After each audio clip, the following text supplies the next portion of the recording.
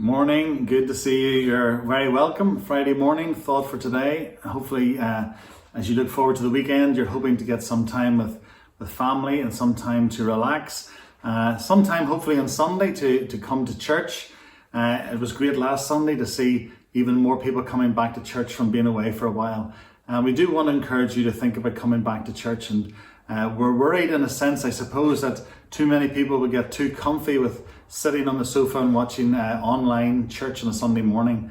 That's not the way it was meant to be. We're meant to be with God's people on the Lord's Day. And so I want to encourage you to plan to be at church this Sunday. Don't forget, if you're a parent or grandparent and you bring children to church, we'd love to see the kids coming. It's only a 45-minute service. It's not too hard. I know there's no Sunday school, but we have worksheets, fun sheets prepared for them. You can download them if you want to send me a message on Facebook or an email or whatever. I can send you the original if you don't want to touch ones that we bring into church. The ones we bring to church have been sealed in an envelope for 72 hours. So we hope and pray that anything that may have been on it is dead and safe enough to use. But they'll be there for you on Sunday morning. You're very welcome to use them. Just bring pens and colouring pencils for the wee ones. And don't worry about them making noise. It's about being family. It's about being together. And we'd love to see you there on Sunday morning.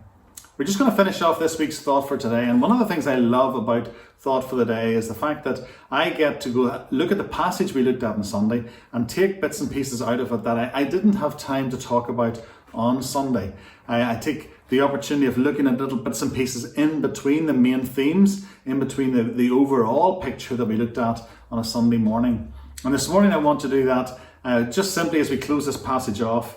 We've talked about how Jesus, first of all, was passing along the side of the Sea of Galilee, how he came across Andrew and Simon, purposely we believe, and he called them to follow him. We also then read about him finding James and John just a little bit further on. They also were fishermen.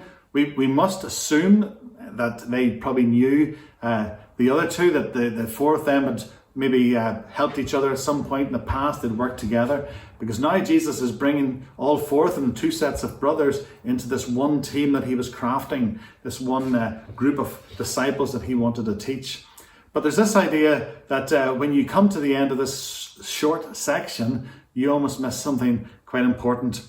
Verse 20 says, "And immediately he called them, and they left their father Zebedee in the boat with the hired servants and followed him being Jesus." So immediately James and John are called by Jesus, and they don't dilly-dally. They don't say, you know what, Jesus, let me get tonight's catch out of the way. Let me go home and get this sorted. Let me just make sure that when I get to a certain level of financial support that I need, I'm going to come and follow you. But immediately they followed Jesus. But also we read that they, if you notice there, they left their father Zebedee in the boat. Now, what was going on there? Zebedee was sitting there in the boat with James and John.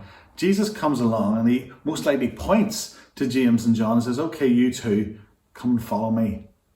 Zebedee's sitting there going, hello, what about me? No, we don't hear about Zebedee saying that. But part of us as we watch it, we're saying, well, is Jesus somehow being ageist here? Is he saying he only wants these younger men to come and work for him?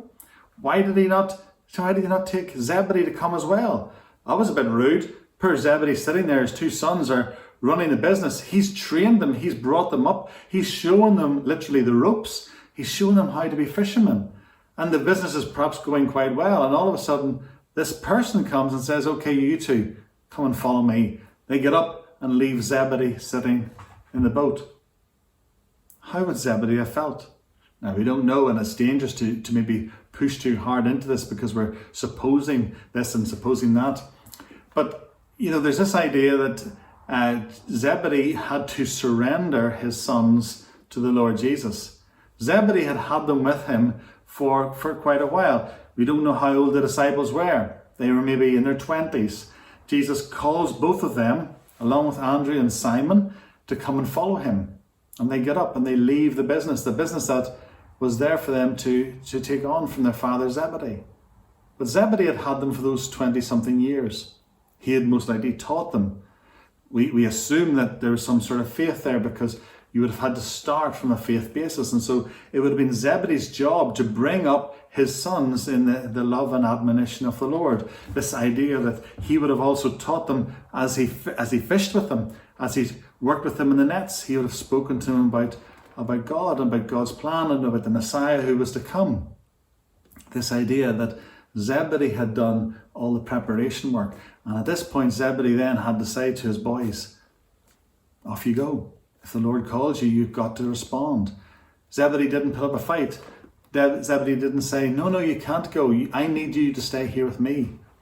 And I realize that for some of you watching this today, it's maybe been a hard month. September's a tough month as you allow a loved one, a child, a young person to head off to university.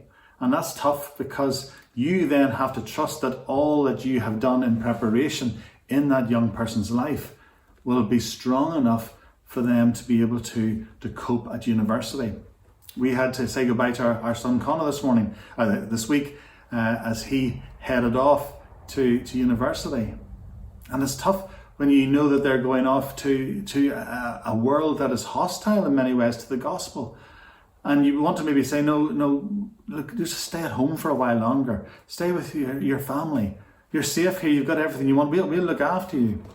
And so if you've had to let a young person go, whether it's to a postgraduate course, a graduate course, whether it's to even to work across the water or somewhere else, I trust and pray that you will lean on the faith that you spoke to them about so that they have the strength to stand up against whatever's going to come against them. Pray for them daily. Trust them.